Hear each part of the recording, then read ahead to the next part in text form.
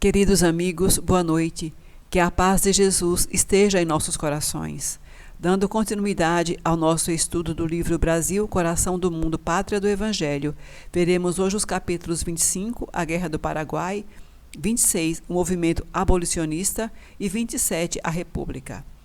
Recordamos que no capítulo anterior, Dom Pedro II assumia a condição de imperador e que o Brasil vivia num período de lutas incessantes desde a abdicação de Dom Pedro I, e que o jovem Dom Pedro II havia sido Longinos, o soldado que feriu Cristo aos pés da cruz, e que desde então busca corrigir os seus erros, até que recebe o convite de Jesus para reencarnar no Brasil com a missão de realizar um governo que resultasse em progresso e justiça, em especial aos menos desfavorecidos, num processo de redenção final.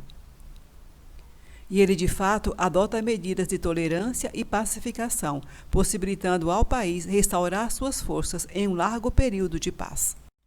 O capítulo 25 traz relatos da continuidade dessa regência pacífica e informa que Dom Pedro II, à medida que atingia a maturidade física, também desenvolvia as suas qualidades de inteligência e bondade, beneficiando os mais desfavorecidos, propiciando estudos para os que não tinham recursos, e com isso era venerado pelas multidões que lhe recebiam amparo. Afeito às artes e à filosofia, alcançou notoriedade nos próprios ambientes da cultura europeia e era admirado pelos grandes pensadores da época, pela sua regência democrática e liberal, embora nem sempre bem vista pelos políticos do Brasil naquela época. As falanges de Ismael aproveitam esse período para sedimentar os ideais de emancipação do Brasil e enviam para a administração do Segundo Reinado espíritos elevados para colaborarem na solução dos problemas da abolição, da economia e da liberdade. Por isso, muitos foram os espíritos que dedicaram a sua vida à luta pelos valores de uma sociedade democrática e progressista, dentre eles Rio Branco, Mauá, Castro Alves e Pedro Américo. Destacamos aqui Mauá, que fundou a Companhia de Iluminação a Gás do Rio de Janeiro, companhias de navegação e de bonde, construiu estradas de ferro e muitas outras empresas instaladas pelo país, e tudo isso contratando operários de várias nacionalidades, sem a utilização de qualquer mão de obra escrava, alçando o Brasil a uma condição de destacado progresso econômico e social. E Castro Alves, poeta que trabalhou toda a sua vida em prol do movimento abolicionista. Todo esse progresso ia criando uma certa vaidade no poder imperial, que se sentia superior às demais nações da América do Sul, e esse sentimento foi se estratificando por toda a nação.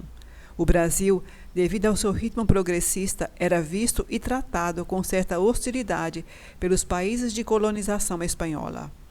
E, refletidamente, interfere nas questões políticas da Argentina e Uruguai, enviando as tropas brasileiras para o confronto, que vencem e regressam triunfantes, mas os países da América do Sul olham com desconfiança para a arrogância da política brasileira.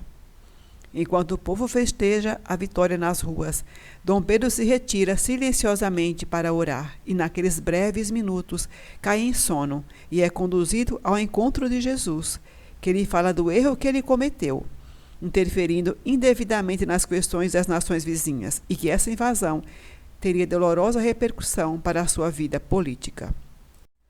As advertências de Jesus se confirmam quando, em 1865, novamente o Brasil tenta interferir nos negócios do Uruguai, e o Paraguai, sentindo a sua segurança ameaçada, se declara contra o Brasil, iniciando a guerra que duraria 5 anos de lutas dolorosas e que o Brasil venceria, mas que poderia ter sido evitada. No entanto, o Brasil retirou desse patrimônio de experiências os mais altos benefícios para a sua política externa, nunca mais praticando uma intervenção indevida. Passado esse período de grande conturbação, o país voltava a respirar os ares da esperança, e todos os espíritos cultos daquela época se levantaram para amparar o movimento abolicionista. Os mensageiros de Ismael inspiravam a todos os políticos e escritores para o engajamento nessa causa. Dom Pedro se reconfortava com esse movimento e desejava decretar a liberdade, mas temia que acontecesse aqui a mesma guerra civil que ocorrera em outros países. Coube à sua filha, a princesa Isabel, que renascera com a tarefa definida de libertação dos escravos, e sancionar, em 28 de setembro de 1871, a Lei do Ventre Livre, que tratava da extinção gradual do cativeiro, mediante processos pacíficos. No entanto, isso não amenizou as críticas dos abolicionistas, que demandavam a extinção imediata e completa da escravidão. A ideia republicana se consolidava cada vez mais no país inteiro, e as falanges espirituais procuravam orientar os movimentos republicanos e abolicionistas com alta serenidade e esclarecida prudência, no propósito de evitar os conflitos armados. Ismael, com grande expectativa, recorre a Jesus, que lhe diz ter chegado a hora em que o sonho da liberdade deveria se realizar, mas que deveria ocorrer sem as lutas fratricidas. Ismael, então, articula as providências necessárias e o generoso imperador é afastado temporariamente do trono, deixando a princesa Isabel na regência, que, sob a inspiração dos emissários, compõe um novo ministério com espíritos valorosos. Os abolicionistas, percebendo a possibilidade de serem aceitos por aquela mulher que já iniciara um movimento de liberdade quando assinara a Lei do Ventre Livre, se apressam e lhe propõem a extinção total do cativeiro. Ela, cercada de entidades angélicas, sanciona sem hesitar, em 13 de maio de 1888, a abolição da escravatura. Enfim, o marco divino da liberdade dos cativos erguia-se nos caminhos da civilização brasileira. A lei da abolição da escravatura ferira os interesses particulares de todas as classes conservadoras, e por toda a parte e em todos os ambientes, civis e militares, acendia-se o fogo dos ideais republicanos.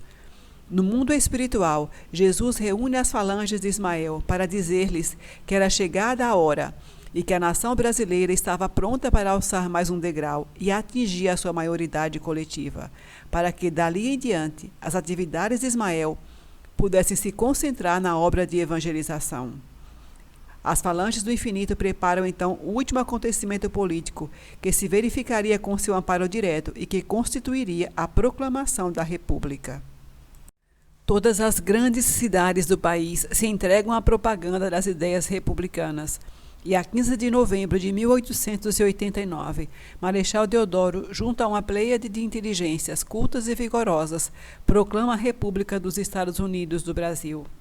O imperador recebe a notícia com amarga surpresa, porque Deodoro era pessoa de seu coração e voltava-se agora contra as suas mãos generosas e paternais. No entanto, Dom Pedro II, confortado pelas luzes do alto que nunca o abandonara, prepara rapidamente sua retirada para Portugal, obedecendo às imposições dos revolucionários e não permitindo que nenhuma luta se instalasse. Rejeitando ainda as elevadas somas de dinheiro que o Tesouro Nacional lhe oferecia para aceitar somente um travesseiro de terra do país em que ele havia dedicado a sua vida e as suas forças.